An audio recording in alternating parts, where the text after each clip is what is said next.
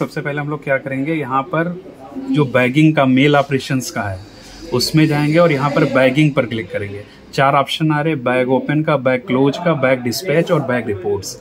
जब एसओ में बीओ के लिए कोई बैग बंधेंगे तो इस तरीके से आपको बैग लेबल प्राप्त होंगे, जहाँ पे ये बैग नंबर LBU 0017-04924 दिया होगा। तो आप क्या करेंगे कि बैग ओपन पर जाएंगे और यहाँ पर बैग नंबर डालना है। आपको 5G मोबाइल मिला हुआ है तो इसका पूरा प्रयोग इस रूप में करना है, कुछ भी टाइप करने की ज़रूरत नहीं है। यहाँ पर आप स्कैनर पर क्लिक करेंगे, कैमरा ओपन हो जाएगा और यहाँ पर आप बैग लेवल सामने लाएंगे। उसके बाद ये बैग नंबर लिखकर आ गया, कन्फर्म पर क्लिक करेंगे। कन्फर्म पर क्लिक करने के बाद सबसे अच्छा फीचर इस दरबड़ एंड्रॉयड ऐप का यही है कि पुरानी RICT डिवाइस की तरह इसमें संभावना बहुत कम रहेगी कि आपको वर्चुअल डेटा ना मिले। अब ये विक्टोरियागंज बीओ का बीओ बैग है, इसमें कुल 3 आर्टिकल आज भेजे गए थे बघोली एसओ के लिए। तो तीनों आर्टिकल यहाँ पर लिख कर आ रहे हैं, हम लोगों को सेलेक्ट कर लेने हैं। तो एक एक करके तीनों आर्टिकल सेलेक्ट किए। इसमें यहाँ पर आर्टिकल को स्कैन करेंगे, आर्टिकल लाओ, ये हो गया।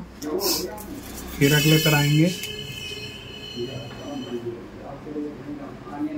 2, फिर ये करेंगे, तीसरा। इस प्रकार तीनों आर्टिकल ऐड हो गए। अब अगर हमें टिकट या कुछ भेजा गया है तो ठीक है, लेकिन टिकट या कुछ भेजा नहीं गया तो नीचे आकर हम सेव पर क्लिक कर देंगे। हमारा बैग जो था वो ओपन हो चुका है। अब हम अगली प्रोसेस पे चलेंगे जहाँ पर इन आर्टिकलों का वितरण करना है।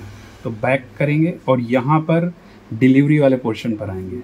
अब parcel, register letter, speed post जो आपको बांटने हो, लेकिन बीओ लेवल पर सबसे पहले आप लोगों को प्रयास ये करना है कि ऐसी प्रोसेस को अपनाइए जो आपके लिए भी सुविधाजनक हो और एसओ वालों के लिए भी ऐसा ना लगे कि बीपीएम पर या बीओ लेवल पर एकदम कार का बोझ हो गया है।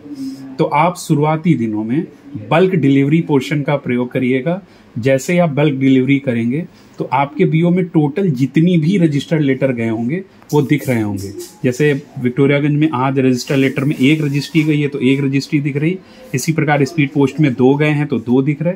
पार्सल कोई था नहीं तो कोई नहीं दिख रहा। अब सपोज कर लीजिए कि स्पीड पोस्ट इनके यहाँ 2 गए हैं, इनको दोनों ही वितरित करने हैं। तो हम क्या करेंगे, डिलीवर ऑल कर देंगे, ये दोनों वितरित हो जाएंगे। सपोज कर लीजिए किसी बीओ में 50 आर्टिकल गए हों और 50 को वितरित दिखाना हो तो आप यहाँ पर डिलीवर ऑल सेलेक्ट करके दिखा देंगे। इसी प्रकार रजिस्टर लेटर में अगर यहाँ पर मान लीजिए आपके बीओ में 40 आर्टिकल गए हैं तो डिलीवर ऑल करिएगा, 40 आर्टिकल आपके वितरित हो जाएंगे।